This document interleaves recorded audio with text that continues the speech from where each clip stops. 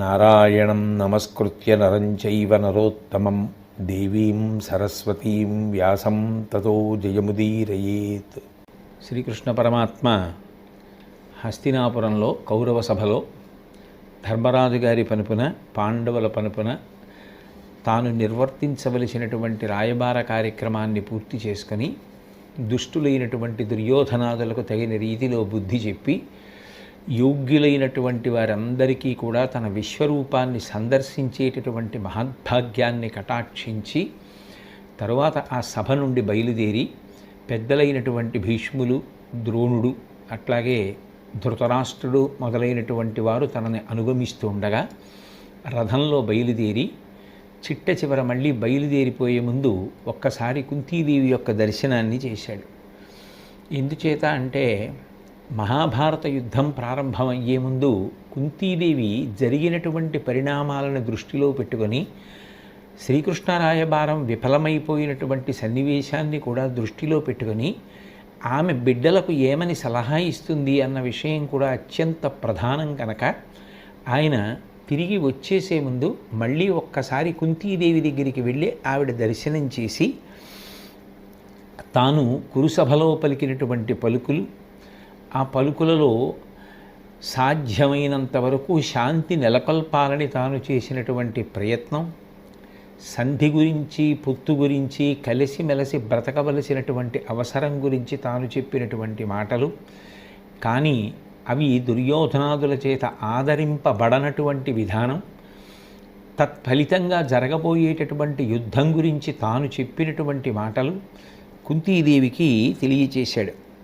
తెలియచేస్తూ చిట్ట చివర ఆయన ఒక మాట అన్నాడు. పరమాత్మ అంతటి వాడి నోటి వెంట అంత కఠినమైనటువంటి మాట రావడము అంటే ఒక మూర్ఖుణ్ణి మెప్పించడానికి చేసినటువంటి ప్రయత్నంలో భగవంతుడు కూడా ఎంత విసిగిపోతాడన్నది అర్థమవుతుంది. ఆయన అన్నాడు, ఈ దుర్యోధనాదులు రాజ్యభోగములను అనుభవించడంలో ఒళ్ళు క్రొవ్వి ఉన్నారు. కురుకుమారులు తమ ఎంత గుడిచి క్రొవ్వి మీదిరుంగరు మాకేమీ మేలకాక. వాళ్ళు హద్దు అంతరం తెలుసుకోలేకపోతున్నారు. ఆ కారణం చేత శరీరం కొవ్వి ఉంది. ఎందుచేతనంటే ఒకటి రాజ్యాధికారం, 2 అనుభవిస్తున్నటువంటి భోగాలు, 3 తమంత తాముగా దుష్టమైనటువంటి స్వభావం కలిగి ఉండడం. వీటన్నింటి కారణం చేత కొవ్వు పట్టి ఉన్నటువంటి ఆ కౌరవులు, ప్రత్యేకించి దుర్యోధనాదులు చెప్పినటువంటి మాట వినేటటువంటి పరిస్థితులలో లేరు. కానీ అది మాకు మంచిదే. ఎందుచేత అంటే అర్జునుడు అనబడేటటువంటి అగ్ని ఆహారం కోసం వెతుక్కుంటున్నాడు. ఇప్పుడు ఈ దుర్యోధనాదులు అర్జునుడికి ఆహారంగా లభించారు.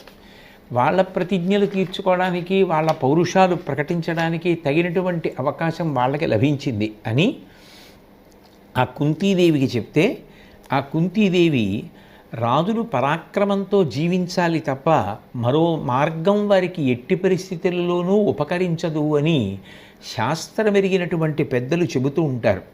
కాబట్టి బలసంపన్నులైనటువంటి వారు అందులో ప్రత్యేకించి తమ ధర్మాన్ని తాము అనుష్ఠించడంలో కృతకృత్యులై ఉండాలి. బలహీనుడైనటువంటి వాడే రాజుగా పరాక్రమాన్ని ప్రకటించడానికి ప్రయత్నం చేస్తాడు. అందులో బలవంతులైనటువంటి వారు ధర్మ సంస్థాపన కోసం అటువంటి ప్రయత్నాన్ని చెయ్యకుండా ఉండడం అనేటటువంటిది మంచిది కాదు. తెలివిమాలిన వాళ్ళైతే వంశాచారాన్ని వదిలిపెట్టి పౌరుషహీనంగా ఎట్లాగో అలా మనం బ్రతికేస్తున్నామా లేదా అన్న విషయం ఒక్కదానికే ప్రాధాన్యతనిచ్చి ఆహారం దొరుకుతోంది మనకి చాలు అని జీవితాన్ని గడిపేయడానికి సంసిద్ధులవుతారు. కానీ ఉత్తములైనటువంటి రాజులు క్షాత్రధర్మాన్ని ప్రకటనం చేసి వీరోచితమైనటువంటి మార్గము ద్వారా రాజ్యమును సంపాదించుకొని ఆ రాజ్యభోగాన్ని అనుభవిస్తూ 10 మందిని ఆదుకుంటూ శిష్టరక్షణ చేస్తూ దుష్టులను భంజిస్తూ రాజ్య పరిపాలన చేస్తారు. అది కదా క్షాత్రధర్మం. అయినప్పుడు అట్లా జీవించడమే మేలు. అంతేకాదు, సంధి కొరకు సకల విధాలా మీరు శ్రమపడినటువంటి మాట వాస్తవం. కానీ నీ వియ్యంబుల సంధియ కావింపబడిరి వీరి కలయుట కష్టంబు ఆ వెరపు తప్పటయ మేలొయి వచ్చన్ పొమ్ము విడువు మనుమానంబున్. కృష్ణ పరమాత్మతో ఆవిడ మాట్లాడుతూ ఏ విధమైనటువంటి అరమరిక లేకుండా నిష్కర్షగా జరిగినటువంటి పరిణామములను దృష్టిలో పెట్టుకొని తన అభిప్రాయాన్ని చెప్పేసింది. కృష్ణ, పాండవులు సంధి చేసుకోవాలి అని ఎంతో కష్టపడ్డారు. కానీ యువతల వైపు ఉన్నవారికి అట్లా సంధి చేసుకోవడం ఇష్టం లేనప్పుడు వారితో కలసిమెలసి జీవించడం సాధ్యమయ్యేటటువంటి విషయం కాదు. అది సాధ్యమయ్యే విషయం కానప్పుడు సంధి చెడిపోవడమే మంచి పని. కాబట్టి ఈ విషయంలో నీ మనసులో నువ్వే విధమైనటువంటి శంక పెట్టుకోవద్దు. 2, నిజవంశోచిత వీరవృత్తమునకున్మీషంబుగా ఆ కపిద్ధజుడు ఉత్సాహము చెయ్యకున్న అకట దైన్యంబు వాటిల్లదే భుజదర్పోద్ధతుడైన భీమునకు నీ పొందొప్పునే నీవు సర్వజగన్మాన్యుడవిందు రాదగునే దైవం బిట్లు తప్పించునే. కుంతీదేవి గంభీరమైనటువంటి విషయాలని ప్రస్తావన చేస్తోంది. ఆ కపీశ్వరుడైనటువంటి హనుమ ధ్వజం మీద అలంకరింపబడి ఉండగా యుద్ధానికి బయలుదేరి వెళ్ళేటటువంటి లక్షణం కలిగినటువంటి అర్జునుడు పరాక్రమ ప్రకటనం చెయ్యకుండా ఉండడం ఆయనకి తగినటువంటి విధానమేనా? 10 మందిలో కీర్తిని పోగొట్టుకోడా? విశేషించి అపారమైనటువంటి పరాక్రమము, శౌర్యము, భుజబలము కలిగినటువంటి భీమసేనుడికి ఈ సంధి అంగీకార యోగ్యమవుతుందా? అన్నిటినీ మించి సకల లోకముల చేత పూజింపబడేటటువంటి మహాత్ముడు కదా కృష్ణ నీవు. అంతటి మహాత్ముడివి నువ్వే బయలుదేరి వచ్చినప్పుడు నువ్వు చెప్పిన మాటలు యువతల వారు వినడానికి సిద్ధంగా ఉంటారా లేదా అన్నది కూడా ప్రధానమైన విషయం కదా. ఏదో ఒక లోకం చేతో ఒక ప్రత్యేకమైనటువంటి దేశమునందో కీర్తింపబడి పూజింపబడేటటువంటి వాడివి కాదు. సర్వలోకముల చేత పూజింపబడేటటువంటి లక్షణము కలిగి వైభవము కలిగినటువంటి నువ్వే స్వయంగా బయలుదేరి వచ్చి ఇంత ఖేదానికి గురి అయి ఇన్ని మంచి మాటలు చెప్పినా వాళ్ళు వినలేదు అంటే ఇటువంటి వారి స్వభావం నీకు ముందే తెలుసు కదా. అసలు నువ్వు రావచ్చా? భగవంతుడు మేలు చేశాడు కాబట్టి ఈ సంధి జరగకుండా పోయింది. దానివలన లోకమునకు బరువైనటువంటి ఇటువంటి వారు నశించిపోతారు అనేటటువంటిది కుంతీదేవి యొక్క హృదయం. పైగా నిండు సభలో వారు పాంచాలిని అవమానించినటువంటి సందర్భం పాండవుల మనసులో ఎప్పుడూ కలుక్కుమంటూనే ఉంటుంది కదా. దాన్ని వాళ్ళు మరిచిపోలేరు కదా.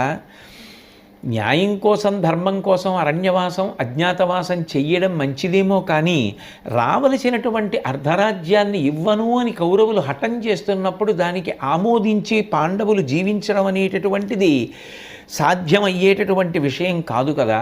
కాబట్టి ధర్మాన్ని పాటించి శాశ్వతమైన కీర్తిని పొందడానికి వీలైనటువంటి మార్గాన్ని అన్వేషించడం పాండవులకు ఉన్నటువంటి ప్రత్యామ్నాయం కదా.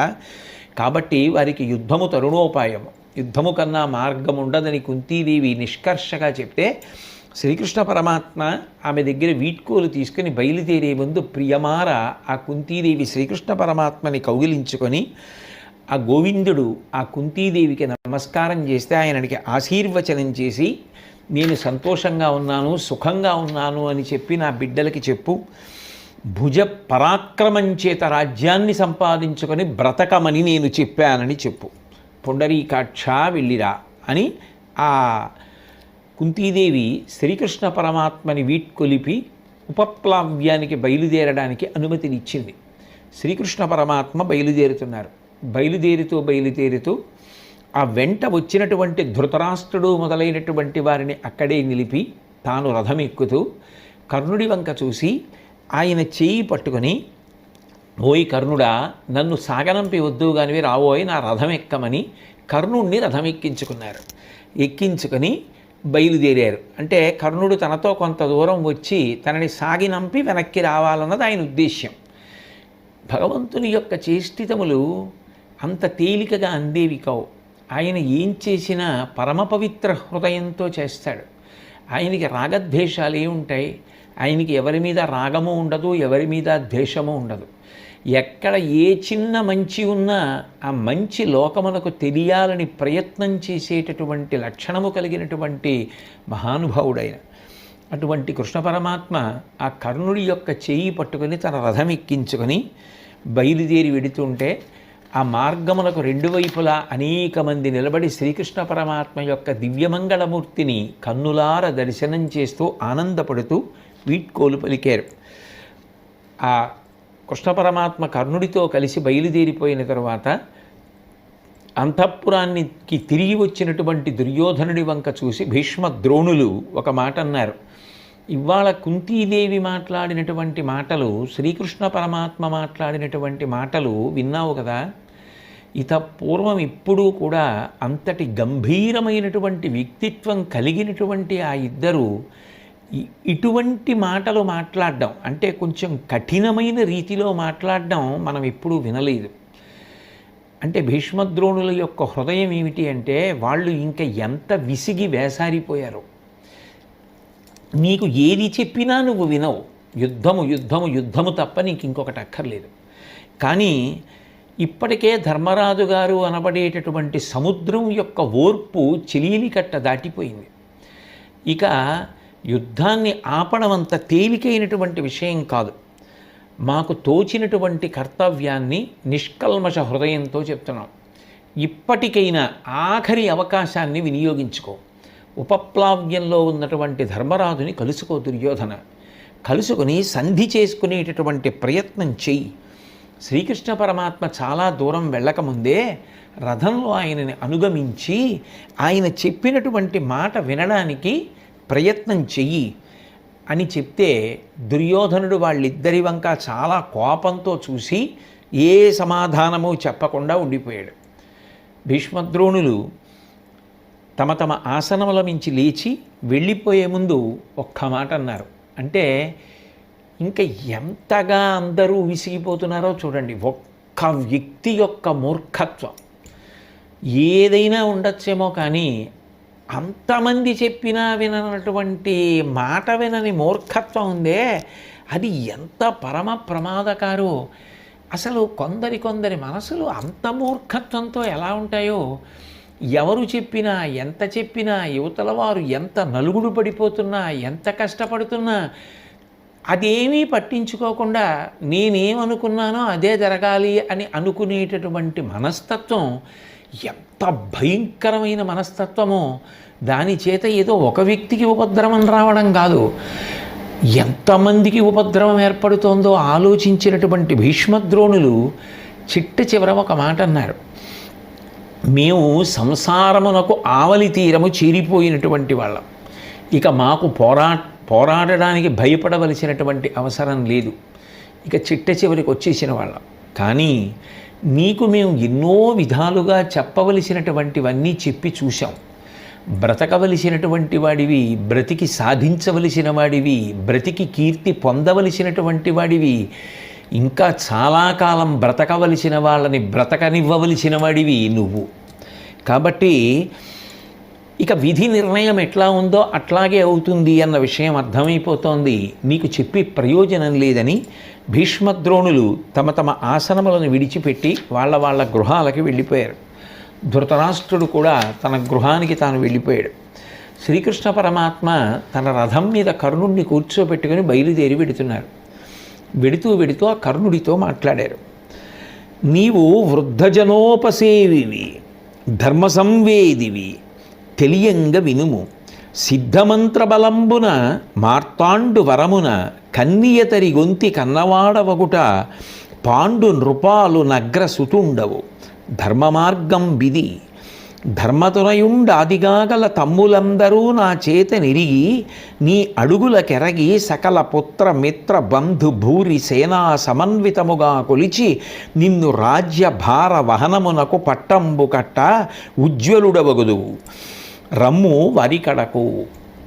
కృష్ణ పరమాత్మ అంటున్నారు, నీవు వృద్ధజనోపసేవివి, పెద్దలైనటువంటి వాళ్ళని బాగా సేవించినటువంటి వాడివి. అంటే నీకు మనసులో పెద్దల ఎడల గౌరవం ఉంది కాబట్టి వాళ్ళని సేవించాలనేటటువంటి బుద్ధి కలిగిన వాడివి. సేవించడము అంటే ఏదో కాళ్ళు పట్టడం వాళ్ళకి ఆదరపూర్వకంగా నమస్కారం చేయడం అవి మాత్రమే కాదు. పెద్దలను సేవించుట అన్న మాటలో అర్థం వాళ్ళ పెద్దరికమునందు ఒక గౌరవం ఉండడం. పెద్దరికమునందు గౌరవం ఉంటే మరి కర్ణుడు చెప్పిన మాట వినాలి కదా. అంటే భగవంతుడైనటువంటి కృష్ణ పరమాత్మ యొక్క హృదయం ఏమి అంటే, సహజంగా కర్ణుడిలో మంచి బుద్ధి ఉన్నది, కానీ రగులుకున్నటువంటి నిప్పు, కణకణలాడుతున్న నిప్పు బూది చేత కప్పబడిపోయినట్టుగా దుష్ట సాంగత్యము చేత, ఆ దుర్యోధనుడి యొక్క స్నేహము చేత ఆ గుణము మసకమారిపోయి అది ప్రకాశించలేదు. అది ఆవిష్కరింపబడడానికి తగినటువంటి అవకాశము లభించలేదు. కారణం ఎప్పుడూ దుష్టుడైనటువంటి దుర్యోధనుడితో కలిసి ఉండడం. కానీ నువ్వు పెద్దల పట్ల చాలా గౌరవము కలిగి సేవించినటువంటి వాడివి, ధర్మ సంవేదివి, నీకు ధర్మం గురించి బాగా తెలుసు. ధర్మం గురించి తెలియక ప్రవర్తిస్తున్న వాడివి కావు. ధర్మం గురించి తెలిసి ధర్మాన్ని పట్టుకోలేకపోవడం మానసికమైన సంఘర్షణ కదూ. ధర్మం గురించి తెలిసిన్నవాడికి ధర్మం పట్టుకుంటే వచ్చే ఫలితము తెలుస్తుంది, ధర్మం వదిలిపెట్టేస్తే వచ్చేటటువంటి దుష్పరిణామము తెలుస్తుంది. తెలిసి కూడా ధర్మాన్ని విడిచిపెడితే మనసులో ప్రమాదకరమైనటువంటి ఫలితాన్ని పొందబోతున్నాము అన్న విషయాన్ని రూఢము చేసుకున్నవాడే అయి ఉంటాడు. తెలియంగా వినుము, బాగా తెలుసుకోవడానికి ప్రయత్నించి నీకు ఒక మాట చెప్తాను. సిద్ధమంత్ర బలమున మార్తాండు వరమున కన్నియ దరిగొంతి కన్నవాడవకుట పాండు నృపాలు నగ్రసుతుండవు. ఇంకా వివాహం కాకముందే కన్యగా ఉన్నప్పుడే కుంతీదేవి సూర్య భగవానుడి యొక్క వరప్రసాదంగా నిన్ను కంది. కన్యగా ఉన్నప్పుడు ఆమె నిన్ను కంది కాబట్టి ఆమెను ఎవరు వివాహం చేసుకున్నారో వారికి నువ్వు కుమారుడు అవుతావు. అది ధర్మశాస్త్రం. కుంతీదేవి కన్యగా ఉండగా నిన్ను కంటే కుంతీదేవిని తరువాతి కాలమునందు వివాహం చేసుకున్నవాడు పాండురాజు. కాబట్టి ధర్మశాస్త్ర ప్రకారంగా నువ్వు పాండురాజు గారి యొక్క పెద్ద కుమారుడివి. ధర్మరాజు గారి కన్నా ముందుగా పుట్టావు కాబట్టి నువ్వు పెద్దవాడివి. కాబట్టి నిజానికి పాండవులు గెలిస్తే రాజ్యాధికారం నీది. ధర్మజాదులు నిన్ను సేవించాలి. నేను వాళ్ళకి ఈ మాట చెప్తాను, వాళ్ళు నా మాట నమ్మకపోవడం అన్న విషయం ఉండదు. కుంతీదేవి యొక్క పెద్ద కుమారుడు ఈ కర్ణుడైనటువంటి కారణం చేత మీకు అన్నగారు అని చెప్తాను. అప్పుడు ఈ రాజ్యమంతా కూడా నీకు దక్కుతుంది. నువ్వు పట్టాభిషేకం చేసుకొని నువ్వు పరిపాలన చెయ్యాలి. ఉజ్వలమైనటువంటి రీతిలో నువ్వు పరిపాలన చేస్తుంటే పాండవులందరూ కూడా నిన్ను సేవిస్తారు. నేను ఈ మాట వాళ్ళతో చెప్తాను. కాబట్టి నువ్వు నాతో పాటు ఇప్పుడు రథంలో ఆ ఉపప్లావ్యానికి రా అని, పాండవ సామ్రాజ్యానికి అంతటికీ కూడా నువ్వు పట్టాభిషిక్తుడవైతే విశేషమైనటువంటి ప్రభతో ప్రకాశిస్తూ రథమెక్కి మహోత్సవంతో నువ్వు పురవీధులలో వెడుతూ ఉంటే ధర్మరాజు గారు నీకు వింజామరలు ఇస్తాడు. ధర్మరాజు యువరాజు అవుతాడు. భీమసేనుడు నీకు తెల్లటి గొడుగు పడతాడు. అర్జునుడు రథ సారథ్యం చేస్తాడు నీకు. మిగిలినటువంటి రాజులు, నకుల సహదేవుడు, అభిమన్యుడు, మిగిలిన వారు, నేను అందరం కలిసి నిన్ను పరివేష్టించి వెనక వస్తూ ఉంటాం. దేవేంద్ర వైభవంతో ఇట్లా పట్టాభిషేకం పొందవలసినటువంటి వాడివి నువ్వు. ఇటువంటి పట్టాభిషేకం పొందవలసినటువంటి నువ్వు ఇట్లా బ్రతకవలసిన అవసరం లేదు. దుర్యోధనుణ్ణి సేవించవలసిన అవసరం నీకు లేదు కదా. కాబట్టి దేవేంద్ర వైభవంతో చక్కగా ఈ మహీమండలాన్నంతటినీ కూడా పరిపాలన చేయి. నాతో పాటు రథం ఎక్కి ఉన్నావు కనుక మనం బయలుదేరి ఉపప్లావ్యానికి వెడదాం అంటూ, పాంచాల రాజపుత్రియు అంచితముగా నిన్ను పొందు ఆరవ వరుసన్ సంచిత పుణ్యుడు నీవొక ఇంచుకయును వేరుసేయ కేతెమ్మెలమిన్. ద్రౌపదీదేవికి పూర్వం 5 భర్తలు ఉన్నారు. నువ్వు 6వ వాడివి అవుతావు. కాబట్టి ఆమె నిన్ను 6వ భర్తగా ఆప్యాయంగా స్వీకరిస్తుంది. నువ్వు మంచి కర్మలు చేసినటువంటి వాడివై కృతార్థుడ అగుట కొరకు నాతో కలిసి ఉపప్లావ్యానికి రా అని చెప్పి ఆయన ఆ కర్ణుడికి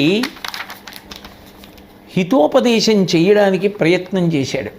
కర్ణుడు కృష్ణ పరమాత్మతో మాట్లాడుతూ జవాబు చెప్తూ అన్నాడు, వెడవెడయేను తొల్లి ఇది వింటి ననుంగని కుంతి నిర్దయం చెడనదివైచిపోయే కృపచేకుని సూతుడు తెచ్చి తానుమున్ కొడుకుల కానకున్కి ప్రియకున్ తగనిచ్చిన చేపె చన్నులు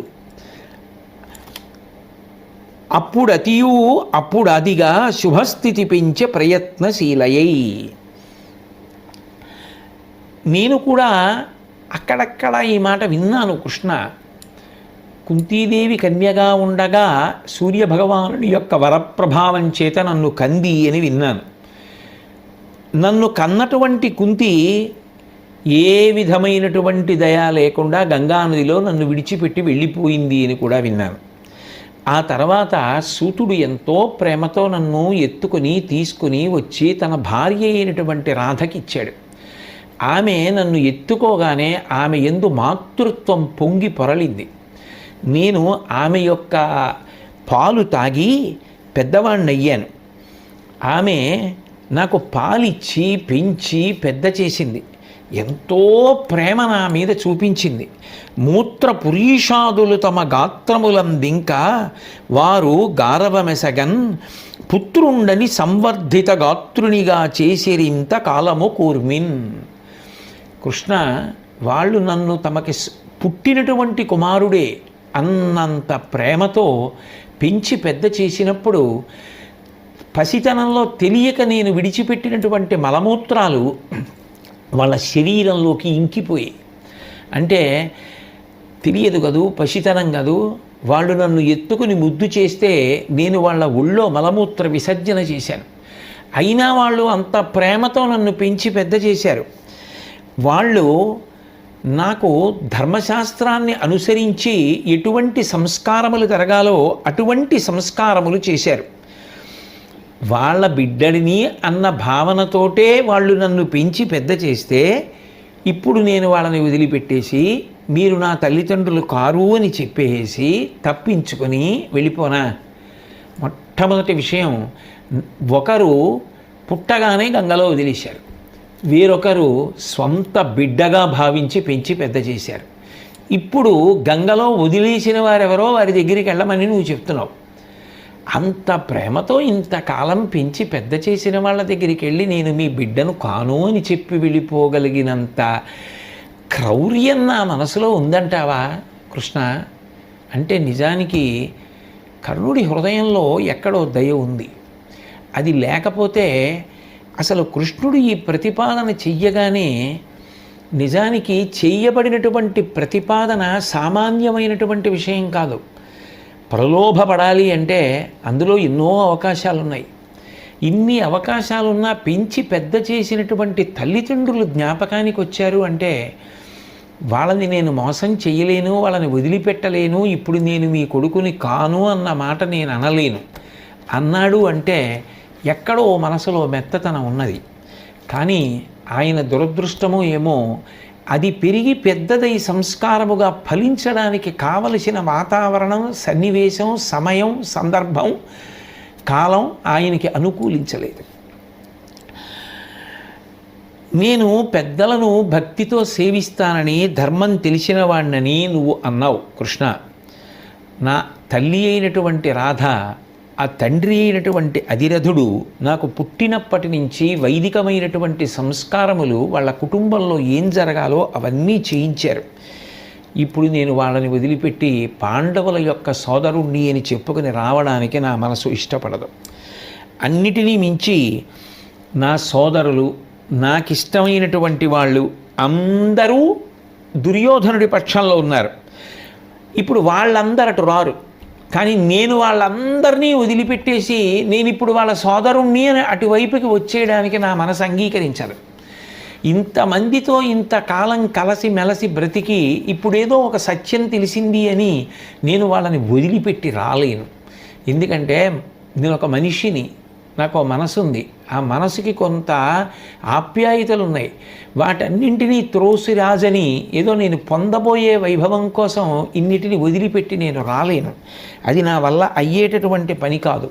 పైగా సూతసుటుండు వీడనక సూనుల తమ్ముల కంటే నాకు సంప్రీతియునర్చి తేజమును పెంపును నాటికి నాటికి అగ్గలంబై తనరార నన్ను తన ఎంతటి మానిసి చేసియుండా నేనే తగువూది ఆ కురుకులేశ్వరు బాయుదు ముట్టవచ్చినన్.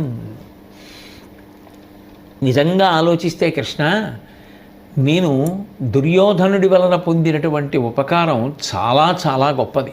ఎందుకంటే ఆ దుర్యోధనుడు తన తమ్ముల్ని ఎంత ప్రీతితో చూస్తాడో, తన కుమారుల్ని ఎంత ప్రీతితో చూస్తాడో అంతకన్నా ఎక్కువ ప్రీతితో నన్ను చూశాడు. అతని దగ్గర ఉన్న కాలంలో నా పరాక్రమం దినదినాభివృద్ధి చెందింది, నేను పొందినటువంటి వైభవం దినదినాభివృద్ధి చెందింది. ఇప్పుడు దుర్యోధనుడు తాను ఎంతటి వాడో నాకు అంతటి గౌరవాన్ని కట్టపెట్టాడు.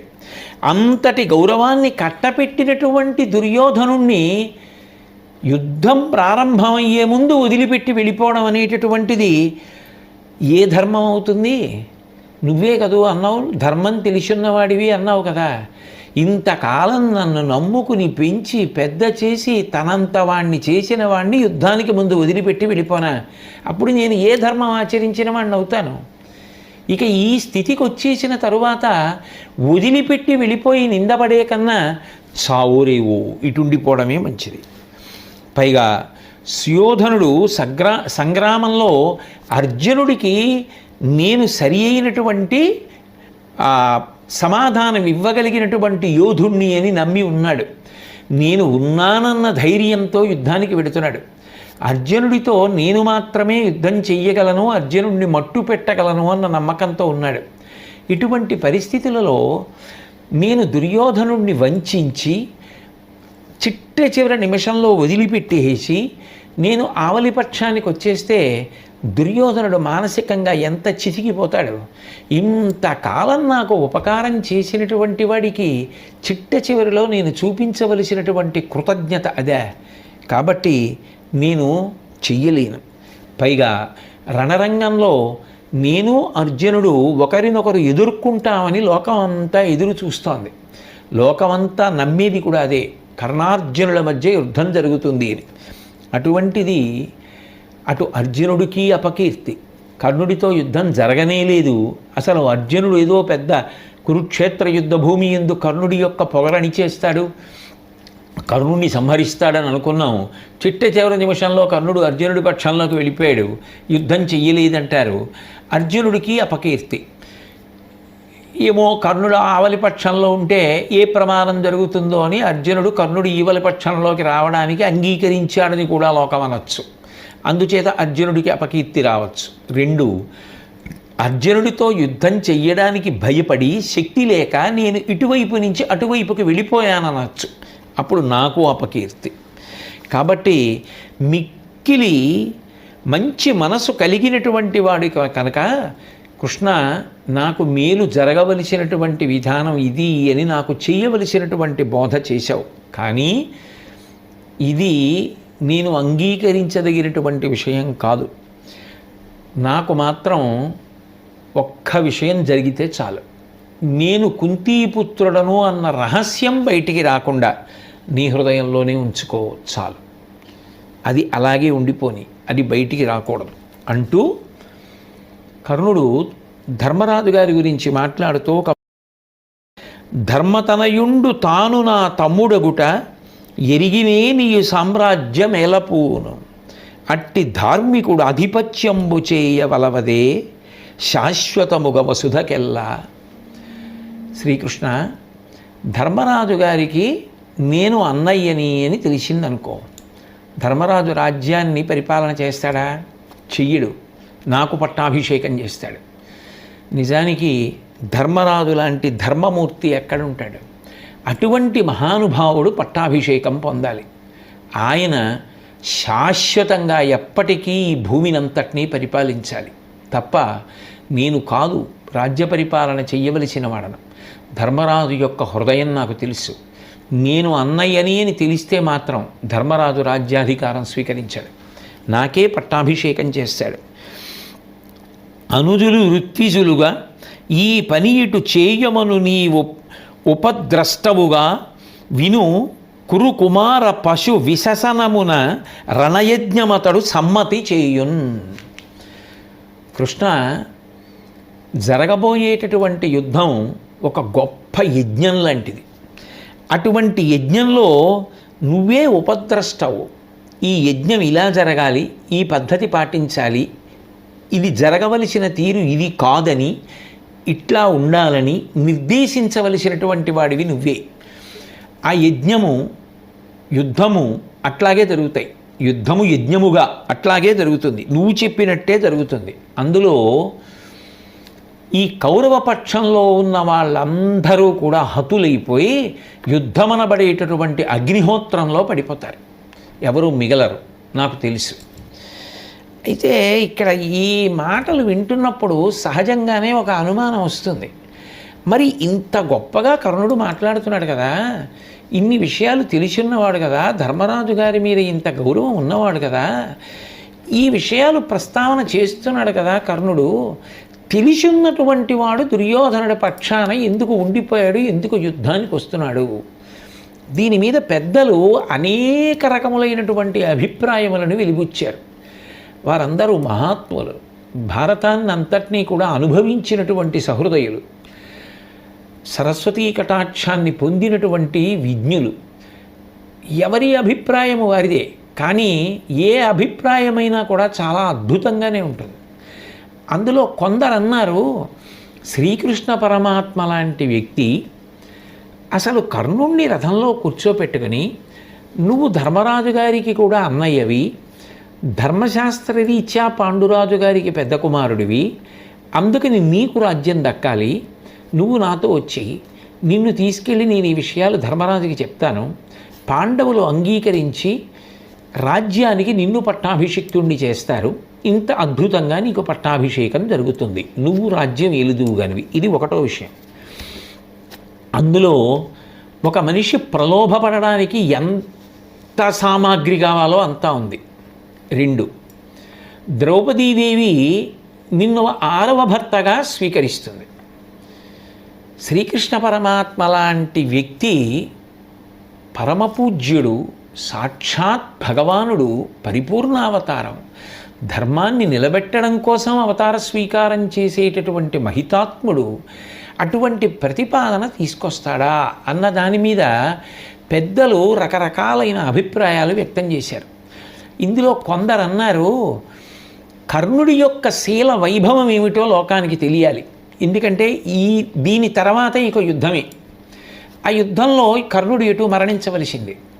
కానీ నిజంగా కర్ణుడి యొక్క అంతరంగం ఏమిటి లోకానికి తెలియాలి అంటే ఆ అవకాశం ఇవ్వగలిగిన వాడు భగవంతుడు ఒక్కడే. కర్ణుడి యొక్క సౌశీల్యాన్ని, కర్ణుడి యొక్క మనసులో ఉన్న పవిత్ర భావాలు బయటికి వచ్చేటట్టు చెయ్యాలి. చెయ్యడం కోసం రథం ఎక్కించుకుని మాట్లాడాడు. నిజంగా ఇంతగా రాజ్యం వస్తుందని చెప్పిన పెంచిన తల్లిదండ్రులను వదలనన్నాడు, తనని ఇంత పెంచి పెద్ద చేసిన దుర్యోధనుణ్ణి వదలనన్నాడు, ఇంతకాలం నుంచి తనని అభిమానిస్తూ వస్తున్నటువంటి వాళ్ళనందరినీ విడిచిపెట్టి ఇప్పుడు నేను ఆవలిపక్షంలోకి రాలేనన్నాడు. అర్జునుడి యొక్క కీర్తి గురించి కూడా ఆలోచించాడు, తన కీర్తి మాసిపోతుందన్నాడు. అన్నిటిని మించి ధర్మరాజు వంటి మహానుభావుడే ఈ వసుధని పరిపాలన చెయ్యాలన్నాడు. అని ఊరుకోలేదు, కౌరవులందరూ మడిసిపోతారు యుద్ధంలో అన్నాడు. మరి ఇన్ని తెలిసిన్నవాడు అర్జునుడిని చంపుతాను, నేనున్నాను, నీకెందుకు అన్నాడు అంటే దానికి పెద్దలు అన్నారు, ఆయన ప్రత్యక్షంగా ప్రస్తావన చెయ్యట్లేదు, కానీ ఎంత సిగ్గుపడ్డాడో, ఎంత చిన్నపుచ్చుకున్నాడు అనడానికి ఉదాహరణ ఒక్క విషయంలోనే, ద్రౌపదీదేవి నిన్ను 6వ భర్తగా స్వీకరిస్తుంది అని కృష్ణ పరమాత్మ అనడానికి కారణం, ఆయన కర్ణుడు నిజంగా మనసులో ఒక విషయానికి ఎంత పరివేదన చెందాడు అన్నది లోకానికి తెలియాలి. అనరాని మాట ఒకటి కర్ణుడు అన్నాడు సభలో. ద్రౌపదీదేవిని సభకి తీసుకొచ్చి బంధకి అన్న పేరుతో పిలిచి ఆమెను వివస్త్రని చెయ్యండి అన్నప్పుడు జూదంలో నిన్ను కోల్పోనటువంటి భర్తని వేరొకడిని చూసుకో అన్నాడు. ఈ 5గురు నిన్ను రక్షించలేకపోయారు కాబట్టి వేరొకడిని భర్తగా చూసుకో అన్నాడు. నువ్వే ఏలుకో 6వ వాడిగా అని ఇప్పుడు కృష్ణుడు అన్నాడు. అంటే ఆ మాట అనగానే తనన్న మాట ఎంత తప్పు మాటో రాజసూయంలో మహాతల్లి అవబృధ స్నానం చేసిన ఆవిడ యొక్క జుట్టు పట్టి దుశ్శాసనుడు తీసుకొస్తే ఆ మాట తాను ద్రౌపదీదేవిని అన్నా ఆ 5గురు భర్తలు నిజంగా ఆ మాట తలుచుకొని ఆ రోజున ధర్మానికి కట్టుబడి నిలబడిపోయిన ఎంత బాధపడి ఉంటారో. ఆమెని వివస్త్రని చేయమన్నప్పుడు పాండవుల యొక్క బట్టలు తీయించినప్పుడు తాను ఎంత చెయ్యకూడని పని చేశాడో, తాను ఎంత బాధపడ్డాడో, ఆ చేసిన పాపం కట్టి కుడిపేస్తుంది మమ్మల్ని, మేము బ్రతకం, ఖచ్చితంగా యుద్ధంలో చచ్చిపోతాం, ఎట్టి పరిస్థితుల్లో బ్రతికే అవకాశం లేదు. ఎందుకనంటే ధర్మము ధర్మమే. ఒక మహాపతివ్రత పట్ల మేము ప్రవర్తించకూడని రీతిలో ప్రవర్తించాం కాబట్టి ఇక బ్రతకడం అన్న మాట లేనే లేదు. ధర్మం తన పని తాను చేసేస్తుంది. కర్ణుడు కుపితుడై ఉన్నాడు మనసులో, ఇది సత్యం అన్న విషయం లోకానికి తెలియాలి అంటే ఆ అవకాశం భగవంతుడు తప్ప ఉదారంగా ఎవరు ఇవ్వగలరు? ఎవరిస్తే మాత్రం కర్ణుడు మాట్లాడతాడు? ఎవరి దగ్గర మనసు విప్పి మాట్లాడగలడు? పరమపూజ్యుడు కృష్ణ పరమాత్మ కనుక ఆయన దగ్గరే చెప్పుకోగలడు. అందుకే ఇక మళ్ళీ రాజ్యం గురించి పట్టాభిషేకం గురించి నాకు పాండవులు రాజ్యాధికారం వద్దు ధర్మరాజు గారికి దక్కాలన్నాడు కానీ అసలు ద్రౌపదీదేవి విషయాన్ని కానీ ఆమె పేరు కానీ ఎత్తలేకపోయాడు. అంటే మనసులో ఎంత కుపితుడైపోయాడో అన్న మాట బహుశా ఆయన్ని ఎంత కాల్చి ఉంటుందో అర్థమవుతోంది. అందుకని కర్ణుడి మనసులో పొందినటువంటి పరివేదన ఏదైతే ఉందో ద్రౌపదీదేవి పట్ల తాము చేసినటువంటి అపచారం తమని పుత్రమిత్ర కళత్రాదులతో నశింపచేసేస్తుంది అన్న రూఢమైన అభిప్రాయంతో కర్ణుడు ఉన్నాడు. అది తప్పే అని మనసులో నిశ్చయాత్మకంగా ఉన్నాడన్న విషయం లోకమునకు తెలియడానికి కృష్ణ పరమాత్మ అవకాశాన్ని కల్పించి అన్నాడు అని కొంతమంది పెద్దలు అన్నారు. మరికొంతమంది పెద్దలు అన్నారు కాదు పట్టాభిషేకం జరుగుతున్నప్పుడు మిగిలిన వారందరూ కూడా పవిత్ర జలాలు పట్టుకుని అభిషేకానికి ఎలా వస్తారో అలా మనసులో అరమరిక లేకుండా ద్రౌపదీదేవి వస్తుందన్న భావనతో అన్నాడని కొంతమంది అన్నారు. మరికొంతమంది అన్నారు ఇద్దరే ఉన్నారు కాబట్టి మూడవ వ్యక్తి లేడు కాబట్టి ఇప్పుడు వాళ్ళిద్దరూ మాట్లాడుకున్న మాటల వలన ఎంత తీవ్ర స్థాయిలో కర్ణుడికి ఏ ఆశ చూపినా దుర్యోధన పక్షాన్ని విడిచిపెట్టి రానన్నాడు అంటే నిజంగా కర్ణుడి యొక్క అంతరంగం ఒక కోణంలో ఆలోచించినప్పుడు ఎంత సంస్కారవంతమో, ఎక్కడ పెరిగాడో, ఎక్కడ తిన్నాడో, ఎక్కడ అభివృద్ధి చెందాడో దాని పట్ల ఉన్న కృతజ్ఞతాభావం, ఆ ప్రేమ, అతనిలో ఉన్న సంస్కారం లోకానికి తెలియచెప్పడానికి కృష్ణుడిచ్చిన అవకాశము అన్నారు. మరికొంతమంది అన్నారు కాదు ధృతరాష్ట్రుడు పరమ దుర్మార్గుడు, స్పష్టంగా ఆ విషయం తెలుసు. నిజంగా చెప్పాలి అంటే దుష్టచతుష్టయం కన్నా పరమ దుర్మార్గుడు ధృతరాష్ట్రుడే. అంతటి పరమ దుర్మార్గుడైనటువంటి ధృతరాష్ట్రుడికి కూడా కృష్ణ పరమాత్మ తన విశ్వరూపాన్ని దర్శించడానికి అవకాశం కల్పించారు. ఎందుకు కల్పించారు అంటే ఒకే ఒక్క కారణానికి కల్పించారు.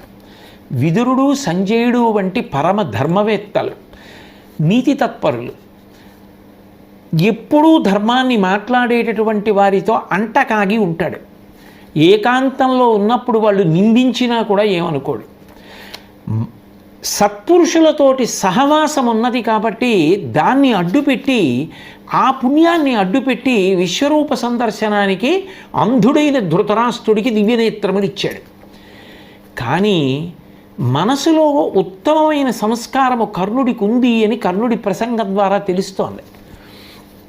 ఉన్న దుష్టమైనటువంటి స్వభావం ఉన్నటువంటి వాళ్ళతో కలిసి తిరిగితే వచ్చేటటువంటి ఫలితం ఎంత ప్రమాదకరంగా ఉంటుందో అన్నీ తెలిసినా చిట్ట చివరికి దుష్టచతుష్టయంలో ఒకటిగానే మిగిలిపోయి మరణించవలసినటువంటి అగత్యం ఏర్పడుతుంది. స్వభావరీత్యా మంచివాడు, కానీ సంగము మంచిది కాదు, దుర్యోధనాదులతో కూడాడు. దీని ఫలితము తెలియాలి. స్వభావరీత్యా చెడ్డవాడు, కానీ సత్పురుషులతో కూడాడు, దాని ఫలితము తెలియాలి. రెండూ తెలియాలి అంటే కిందటి ఘట్టంలో చాలా దగ్గరలో నిన్నటి రోజున ధృతరాష్ట్రుడికి విశ్వరూప సందర్శనానికి యోగ్యత కల్పించారు. ఇంత సంస్కారం మనసులో ఉన్న దుష్టులతోటి సహవాసం ఉన్నటువంటి వాడు చిట్ట చివరికి తప్పనిసరి పరిస్థితిలో అన్నీ తెలిసి ఉన్న భయంకరమైనటువంటి మరణాన్నే కౌగిలించుకోవాలి. ఇది తప్పదు. రెండిటినీ నిరూపణం చేస్తే తప్ప మహాభారతం చదువుకున్న వాడికి దేశకాలాలతో సంబంధం లేకుండా దుర్జనులకు దూరంగా ఉండడం, సజ్జనులతో ఎంత కష్టమైనా ఓర్చి కలిసి ఉండడమే నేర్చుకోవాలి. దానివలననే అభ్యున్నతి కలుగుతుంది. వాళ్ళ దగ్గరికి వెళ్ళడం, వాళ్ళతో కలిసి ఉండడం, వాళ్ళ మాట వినడం అంత తేలిక కాదండి అన్న భావన ఉండకూడదు. కష్టపడైనా నేర్చుకోవలసిందే, వాళ్ళతో ఉండవలసిందే, దాన్ని నిలబెట్టుకోవలసిందే. జీవితంలో ఏది పోయినా సజ్జన సాంగత్యం పోగొట్టుకోకూడదు అన్నది మనసులో రూఢం కావాలి అంటే కర్ణుడి చేత కూడా మాట్లాడించాలి కృష్ణ పరమాత్మ. మాట్లాడిస్తే తప్ప ఇవి భవిష్యత్తులో అందరికీ దేశకాలములతో సంబంధం లేని నీతిగా అందదు. అట్లా అందించాలి అంటే కృష్ణ పరమాత్మ కర్ణుడి చేత మాట్లాడించాలి. ఇన్ని కారణములను దృష్టిలో పెట్టుకొని శ్రీకృష్ణ పరమాత్మ ప్రతిపాదన చేశారు. ఆయన సాక్షాత్ భగవానుడు. ఆయన తప్ప ఉచితానుచితములు గ్రహించి లోకమునకు ఏది అందించాలో అది అందించగలిగిన వాడు వేరొకడెవరుంటాడు? అందుకని ఆ కర్ణుడి యొక్క హృదయం తెలుసుకోవడానికి, ఇతరమైనటువంటి అనేక విషయములను పరిగణనలోకి తీసుకోవడానికి మనకు అవకాశం ఇవ్వబడింది అన్నారు. మరికొంతమంది అన్నారు, బహుశా తిక్కన గారిని తప్పు పట్టగలిగినంత సమర్థత ఎవ్వరికీ లోకంలో ఉండదు. ఆయన కవిబ్రహ్మ, మహాప్రాజ్ఞుడు. అటువంటి వారిని తప్పు పట్టి కానీ తక్కువ చేయడం కానీ ఎవరూ చెయ్యలేనటువంటి మహాసాహసం. కానీ బహుశా ఆయన అనువాదం చేసేటప్పుడు, ఆంధ్రీకరించేటప్పుడు పట్టుకున్న ప్రతిలో ఏమైనా స్కాలిత్యం ఉందేమో అన్నారు. ఈ ఒక్క పద్యం మీద, అంటే ద్రౌపదీదేవి నిన్ను 6వ భర్తగా స్వీకరిస్తుంది అన్న పద్యం మీద పెద్దలు ఇన్ని అభిప్రాయములను వెలిబుచ్చారు.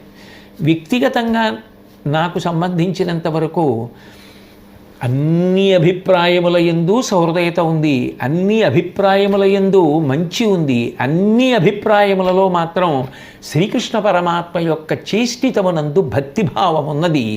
దాని ద్వారా లోకం తెలుసుకోవలసినటువంటి మంచి విషయములు ఉన్నాయి. మనం జీవితంలో పాటించవలసినటువంటి మంచికి సంబంధించిన విషయాలు ఉన్నాయి. కాబట్టి అటువంటి మంచిని గ్రహించి పరమాత్మ యందు భక్తితో మనం ప్రవర్తించడం అనేటటువంటిది యోగదాయకమని నేను భావన చేస్తాను. కాబట్టి ఆ కర్ణుడు రాబోయేటటువంటి యుద్ధంలో కౌరవులందరూ మడిసిపోతారనేటటువంటిది ఏ విధమైనటువంటి అనుమానము లేనటువంటి విషయం అంటూ ఒక మాట అన్నాడు. రాబోయేటటువంటి యుద్ధంలో ఆ ధర్మక్షేత్రమైనటువంటి కురుక్షేత్ర భూమిలో మేమందరం ఉత్తమగతులు పొందుతాం. అంటే అందరూ మరణిస్తారు. దానికి ప్రధానమైనటువంటి కారణము అధర్మదోషమే. అందున ప్రధానమైనది ద్రౌపదీదేవిని అవమానించడమే. ఆవిడ పేరు కూడా ఇక మళ్ళీ నోటితో ఎత్తల. అంటే నిజానికి మనసులో ఎంత కుపితుడై ఉన్నాడు అన్నది అర్థమవుతుంది.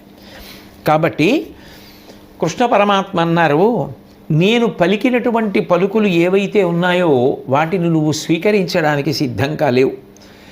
మనిషికి అహంకారం దుఃఖకారణం.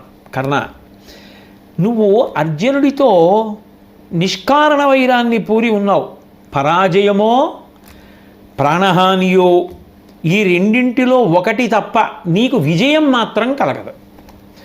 అయితే అర్జునుడి చేతిలో ఓడిపోతావు, లేదా అర్జునుడి చేతిలో మరణిస్తావు తప్ప విజయం అనేటటువంటిది సంప్రాప్తించడము ఉండదు. మీ పక్షము గెలవదు.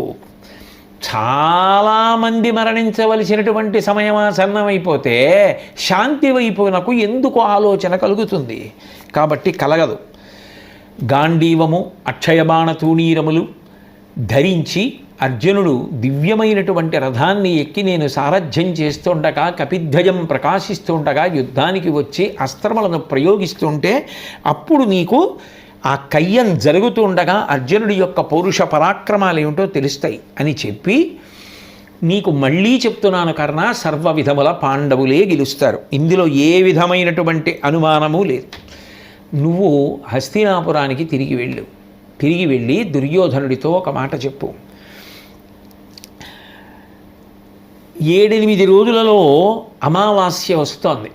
ఆ అమావాస్య చాలా పుణ్యప్రదమైనటువంటి తిథి. అంత పుణ్యప్రదమైనటువంటి తిథి అయిన అమావాస్య నాడు యుద్ధాన్ని ప్రారంభం చేద్దామని కృష్ణ పరమాత్మ చెప్పాడు అని చెప్పి కర్ణుడిని వీడ్కొలిపాడు. కర్ణుడు శ్రీకృష్ణ పరమాత్మ యొక్క రథం దిగిపోయి తన రథాన్ని ఎక్కి తిరిగి హస్తినాపురానికి వెళ్ళిపోయాడు. తర్వాత కృష్ణ పరమాత్మ సాత్యకిని పిలిచి తన రథాన్ని ఎక్కించుకొని శకునాలు పరిశీలనం చేస్తే యుద్ధమే జరుగుతుంది అని తెలుస్తోంది. ధర్మరాజు ఎటూ గెలుస్తాడు, అందులో ఏ విధమైనటువంటి అనుమానము లేదు అని చెప్పి బయలుదేరి తిరిగి వచ్చేస్తున్నప్పుడు ఆ కర్ణుడు చిట్ట చివరిసారిగా ఒక మాట అన్నాడు. దీనికి మూలము శకునియు నేనును దుశ్శాసనుండు ఇంతియ కుంతీసూనలు వారల కలిసిన రానీరగవచ్చు నాకు రాజీవాక్ష. కృష్ణ, ఈ యుద్ధానికంతటికీ కారణం నేను, శకుని, దుశ్శాసనుడు, మేము ముగ్గురం అయినప్పుడు ఇందులో శకుని దుశ్శాసనుడు రాకుండా నేను ఒక్కడిని ఆవలిపక్షంలోకి రావడం వల్ల జరిగేటటువంటి ఉపకారము ఉండదు. వారిద్దరూ ఈవలిపక్షంలో ఉండి నేను ఆవలిపక్షంలోకి రావడం వల్ల ఏ విధమైనటువంటి ప్రయోజనం ఉండదు. పైగా వాళ్ళు కూడా వస్తే కదా నేను పాండవుల్ని కలవడం, వాళ్ళు రారు, కాబట్టి నేను రావడానికి అవకాశం లేదు అని చెప్పి సెలవిప్పించమని, ఒకవేళ గెలిచానా మళ్ళీ నీ పాదములకు నమస్కరించి ఇక్కడ కనపడతాను, ఒకవేళ ఇక్కడ గెలవలేకపోయానా వీరస్వర్గంలో పరమేశ్వర స్వరూపంతో ఉన్నటువంటి నీకు నమస్కారం చేస్తాను అంటే కర్ణుడికి స్పష్టంగా తెలుసు కృష్ణ పరమాత్మ సాక్షాత్ భగవానుడు.